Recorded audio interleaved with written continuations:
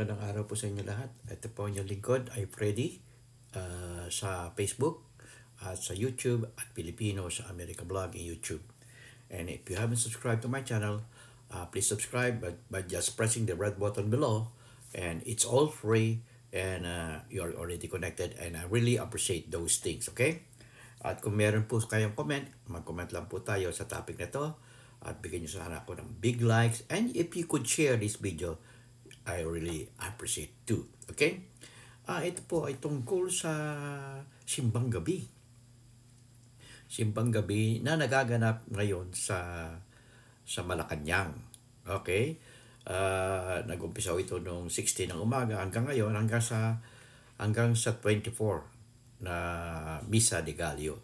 At marami yung umaate, no? Lalo yung mga taga Maynila dyan, malalapit sa Maynila, no? Pwede kayo magsimba, yung mga nakatira dyan sa Malacanang Palace, sa Tondo, sa Binondo, sa San Marcelino, yung mga lugar dyan sa Maynila.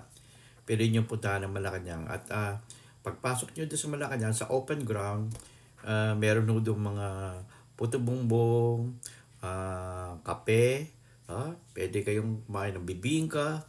It's all free. A courtesy of Malacanang. Okay, Malacanang. At ako ay nagpapasalamat kay sa Pangulong Bongbong Marcos Jr. sa pagbibigay puris sa kapanganakan ng ating Panginoong Hesus Kristo. Merry Christmas and Happy New Year sa inyong lahat. At ako po ay nagpapasalamat din sapagkat this year, 2023, ay parang biglang dumating ang mga grasya sa akin na pinagdaanan ko ng hirap for the past many years, no? Many years. Una, nagkaroon ako ng pension. Hindi naman ubod ng laki, pero sapat naman. At above average. Above average. Parang pwede na akong tumira dyan sa Pilipinas na hindi namang ubod ng luho, but makakasurvive ako. Pwede ako umupa ng apartment. Ganyan ang pension dito. At yung mga one or two bedrooms apartment, okay, medyo konting luxury. Yan. Medicare ho, meron na rin ako. At ang isa pa, sa YouTube, monetize na ako, kaya lang hindi pa ako sa sweldo. Siguro baka next month na. Okay? Ayun ang patakaran ni YouTube. At ako yung nagpapasalamat kay YouTube sa pag-open sa akin na ako ay makasama sa YouTube content creator. Maraming salamat. Thank you so much, YouTube creator, YouTube team for supporting my channel also.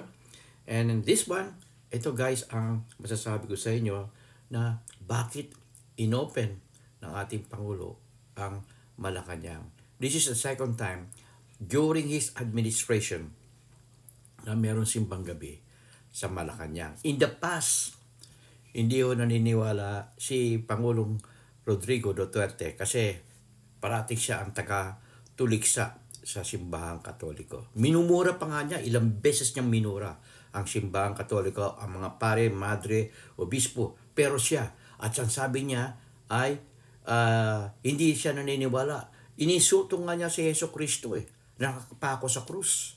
Ganyan kasama ang Pangulong Rodrigo Duterte. At ganyan din si Vice President Sara Duterte. Ito po, panoorin niyo po kung gaano kabait ang ating Pangulong Ferdinand Marcos Jr. Espiritual, nakakawala ng lumbay ang malafiesta na kapaligiran sa padaso at bagong lutong puto bumbong at bibingka na may kasama pang kape at mainit na tsokolate. Yan ang ulat ni Clazel Pardilla. Sana, gumaling pa ako, mahaba pa yung buhay ko para sa mga apo ko. Yan ang bit-bit na panalangin ng stroke patient na si Ronald at kanyang anak na si May sa ikalawang araw ng simbang gabi. Pinagdadasal ko po na kahit Nakita nyo? Sa simbang gabi pwede kayong mag-request ng petition sa mga gusto nyong tamasahin. Ito naman kung hindi naman, baka merong ibibigay sa inyo ang Panginoon sa mga darating na araw. Kaya hindi niya bibigay yon dahil masama ang magiging epekto. Baka gusto mo yung yumaman eh. Ano gagawin mo? Magyanakaw ka? Hindi, no? Katulad ko, nung ako ay nandiyan sa Pilipinas, ako ay pumunta sa Baclaran, tsaka sa Quiapo. Gusto ko sana mag-abroad. Ang in-applyan ko ay sa Canada. Napunta ako dito. Handang-handa na ako sa sa Canada. Nagbayad na ako. Nagastos ko noon 50,000. Hindi ko na inabol. 50,000, oh. Bakit? Pag dito yung 50,000 kikitain ko lang ng halos isang buwan lang. Tapos na yun Wala pa. Sandali lang yung 50,000. So I rather stay here compared to Canada. Kasi maraming opportunity dito. Masipag ka lang, huwag kang mamimili ng trabaho. Unless you are a nurse or a physical therapist, you could be successful. But dito, hindi naman ako successful. I could say I'm not successful, but medyo nabubuhay lang na maayos. Tama na. Unlike sa Pilipinas, minsan may sakit ka. Alam mo nyo dito, nung hindi pa ako na-cover ng Medicare, wala akong insurance. Naku, pumupunta pa ako dyan sa Chicago, Chicago, yung Cook County Hospital sa Chicago. Para makapagpatingin ako, libre nga, pati gamot libre.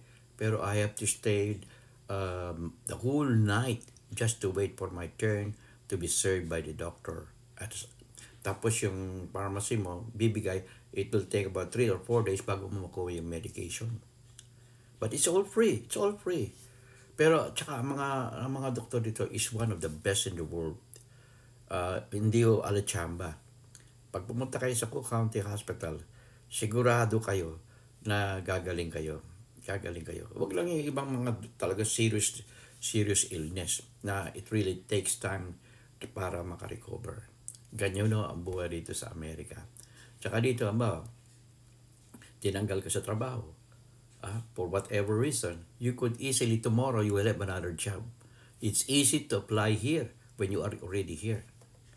Okay? Madami yung trabaho rito, nangangailangan ng trabaho at magandang sweldo. Hindi ko kailangan na sobrang galing mo. The mere fact that you could work in accordance with the company policy, that is the thing that they need. Okay? Hindi yung diyan sa Pilipinas na when you reach a certain age, you are not qualified anymore. Dito wala ho. Age discrimination ang tawag diyan.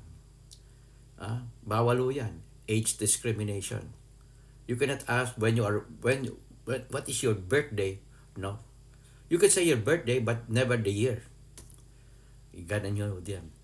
And the most important thing here is you need to speak English as much as possible fluently or even articulate so you could have a more opportunity for you to come and waiting for you. It's up to you and you need to study on a continuous basis. So this is only a sharing for you guys so that all those nurses waiting and all those nurses there in still studying, be inspired, and also physical therapists because they are needed here.